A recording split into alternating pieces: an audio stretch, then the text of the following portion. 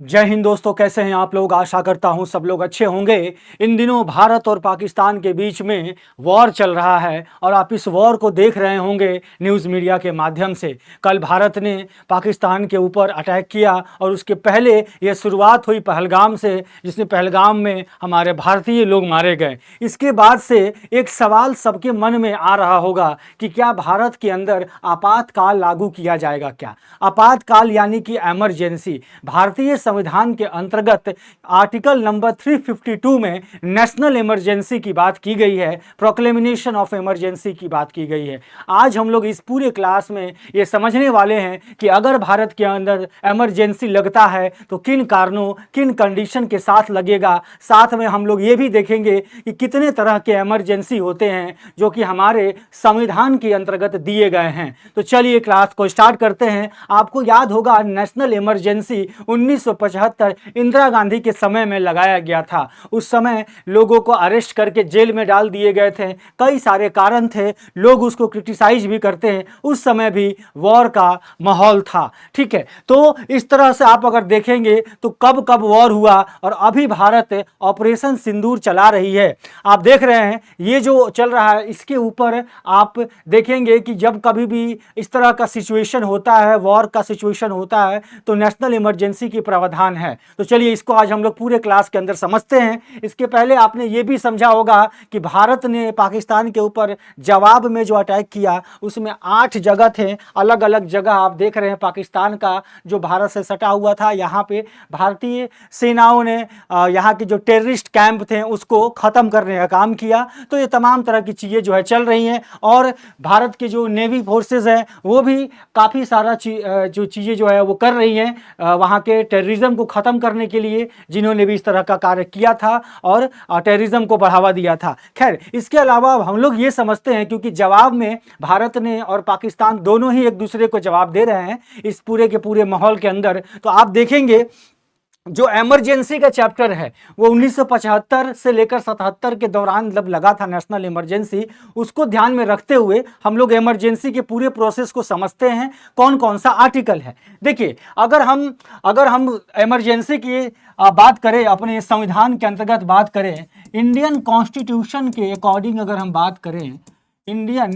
Constitution के according अगर हम बात करें भारतीय संविधान के अंतर्गत, तो भारतीय संविधान की धारा आर्टिकल नंबर 352, अनुच्छेद नंबर 352, अनुच्छेद नंबर 356 और अनुच्छेद नंबर 360, ये 3 आर्टिकल हैं, जिसमें पहला जो आर्टिकल है वो नेशनल इमरजेंसी की बात करता है, राष्ट्रीय आपातकाल की बात करता है।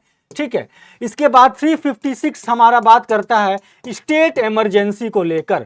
ठीक है, जब कभी किसी राज्य में सरकार, जो वहाँ की सरकार है वो अगर सही से काम नहीं कर पा रही है तो वहाँ के गवर्नर के रिक्वेस्ट के ऊपर प्रेसिडेंट यहाँ पे प्रेसिडेंट रूल लगाते हैं और 360 में फाइनेंशियल इमरजेंसी की बात की गई है। ठीक है, फाइनेंशियल इमरजेंसी की बात की गई है। तो इन्हीं सब चीज़ों को हम लोग समझेंगे और अभी का जो सिचुएशन है वो आर्टिकल नंबर 352 के अकॉर्डिंग नेशनल इमरजेंसी की हम ज़्यादा बात करेंगे। ठीक है, चलिए, तो उसके पहले आपको एक चीज़ बताना चाहूँगा। अगर आप मेरी क्लासेस देख रहे हैं जुडिशरी की, तो उसमें मैं लगातार कई तरह के क्लासेस ले रहा हूँ, जैसे AIB क्लासेस, छत्तीसगढ़ी क्लासेस, या कोई भी लॉ पॉइंट अगर आपको समझ में नहीं आ रहा है तो एक फॉर्म दिया हुआ है इस वीडियो के डिस्क्रिप्शन में, उसको भरिए और उस फॉर्म में क्वेश्चन डालिए, कौन सा दिक्कत आ रहा है आपको, उसको हम अलग से प्रिपेयर करवाएंगे और आप वहाँ पे मेरा नाम चंदन सर सेलेक्ट कर लीजिएगा। ठीक है, चलिए, तो ये फॉर्म भरना बहुत कंपलसरी है, सभी लोग जो लॉ स्टूडेंट्स हैं जो तैयारी कर रहे हैं AIB की या जुडिशरी की। ठीक है, चलिए आते हैं। देखिए, भारत के अंदर आपातकाल कौन लगाता है, तो आपातकाल यानी कि इमरजेंसी राष्ट्रपति के द्वारा लगाया जाता है। ठीक है, भारत के राष्ट्रपति के द्वारा कुछ संकट परिस्थिति अगर होती है, लगता है कि वॉर का सिचुएशन है, भारत के सॉवरेनिटी को खतरा है, एक्सटर्नल चीज़ों को खतरा है, सिक्योरिटी को खतरा है, पब्लिक ऑर्डर खराब हो सकती है, तो इन सिचुएशन में भारत के जो राष्ट्रपति हैं वो नेशनल इमरजेंसी की घोषणा कर सकते हैं। नेशनल इमरजेंसी जो हमारा अनुच्छेद नंबर 352 से 360 में इमरजेंसी की बात की गई है, नेशनल इमरजेंसी 352 में बात की गई है और यह प्रावधान केंद्र सरकार को किसी भी असामान्य स्थिति में उसके कंट्रोल में चला जाता है। यानी कि जो स्टेट है वो सारी स्टेट की जो कंट्रोल है वो सेंटर के पास चला जाता है, सेंटर के पास चला जाता है। ठीक है ना। अब एक चीज देखेंगे, अब एक चीज हम लोग समझते हैं कि और क्या क्या प्रावधान है, इसके अंदर क्या क्या दिया गया है। तो देखिए, जो राष्ट्रीय आपातकाल होती है वो कौन कौन से सिचुएशन में लग सकती है हमारे कॉन्स्टिट्यूशन के अकॉर्डिंग। तो युद्ध के सिचुएशन में, बाहरी अगर कोई आक्रमण कर रहा है या कोई विद्रोह हो रहा है, आर्म्स के साथ विद्रोह हो रहा है, तो इसके आधार पर किया जा सकता है, इसके लिए प्रावधान दिया हुआ है। अब घोषणा का आधार समझते हैं, कौन कौन सा बेस है जिसके ऊपर कर सकते हैं। ठीक है। तो अब इसे भारत में या उसके किसी भी सुरक्षा का हो, युद्ध का हो, ठीक है, इसके साथ कोई अगर आपका कोई भी आर्म्स का इस्तेमाल करके कोई एग्रेशन कर रहा हो, तो ये सारी चीजें आपके पॉइंट यहाँ पे मेंशन किए गए कॉन्स्टिट्यूशन के अंदर। और जो सशस्त्र विद्रोह है, आर्म्स के साथ जो विद्रोह होता है, इसको 44th अमेंडमेंट में, जब भारत का 44th अमेंडमेंट हुआ था, 44th अमेंडमेंट यानी 44 संशोधन जब किया गया था, तो उसमें सहस्त्र विद्रोह जो वर्ड है उसको ऐड कर दिया गया था। ठीक है। इसके बाद अब अगर उदाहरण के तौर पर अब अगर कुछ देखें, अगर पॉइंट, जैसे भारत और पाकिस्तान खुले तौर पर अगर ये स्वीकार कर लेते हैं कि वो एक दूसरे के खिलाफ सशस्त्र बलों के द्वारा यानी आर्म फोर्सेस के द्वारा क्या करेंगे, युद्ध, मतलब एक दूसरे के ऊपर आक्रमण करेंगे, तो इसको युद्ध माना जाएगा। ठीक है। तो इस तरह से एक एग्जाम्पल हो गया। अब आते हैं, समझते हैं। देखिए, अब कुछ तथ्य हैं, कुछ पॉइंट हैं, जैसे कि 1975 के दौरान आपातकाल लगा था। उस समय जब आपातकाल लगा था तो कुछ मेजर चेंजेज हुए थे। आपको याद होगा 42nd अमेंडमेंट जो कि कॉन्स्टिट्यूशन, मिनी कॉन्स्टिट्यूशन के नाम से भी हम लोग जानते हैं। 42nd अमेंडमेंट के अंदर जो संविधान का संशोधन हुआ था, उसी में कुछ संविधान का और संशोधन करके 44 अमेंडमेंट को लेकर आया गया था। अब इसके दौरान क्या हुआ था कि आपको कई सारे जो संशोधन, इसमें राष्ट्रीय जो आपातकाल की घोषणा है उसको नेशनल जो राष्ट्रीय न्यायिक समीक्षा, जिसको हम बोलते हैं जुडिशियल जो होता है, वो समीक्षा से मुक्त कर दिया गया था। लेकिन जब 44th अमेंडमेंट हुआ तो उसको जुडिशियल रिव्यू के अंडर ला दिया गया था। ठीक है। 42nd अमेंडमेंट में जुडिशियल रिव्यू से बाहर था नेशनल इमरजेंसी, लेकिन 44th अमेंडमेंट में जुडिशियल रिव्यू के अंदर इसको ला दिया गया। ठीक है। मिनर्वा मिल्स का मामला जो था वो भी एक काफी ज्यादा फेमस केस है 1980 में, जिसमें सर्वोच्च न्यायालय ने माना था कि जो राष्ट्रीय आपातकाल है, नेशनल इमरजेंसी है, उसको दुर्भावना के आधार पर या फिर कोई ऐसा द्वेष के आधार पर नहीं लगाया जा सकता। तो ये चूंकि ये अदालत में चुनौती दी जा सकती है, जुडिशियल रिव्यू के अंदर आता है, यही पॉइंट था। ठीक है ना। अब आते हैं, राष्ट्रीय आपातकाल अगर लग जाती है तो सेंटर के का जो कंट्रोल होगा, यानी केंद्र और राज्य संबंध पर प्रभाव पड़ेंगे। केंद्र की पूरी जो राज्य की पूरी पावर केंद्र के पास आ जाती है। तो ये एक पॉइंट हो गया। इसके अलावा लोकसभा और राज्य विधानसभा का जीवन जो है वो प्रभावित होगा।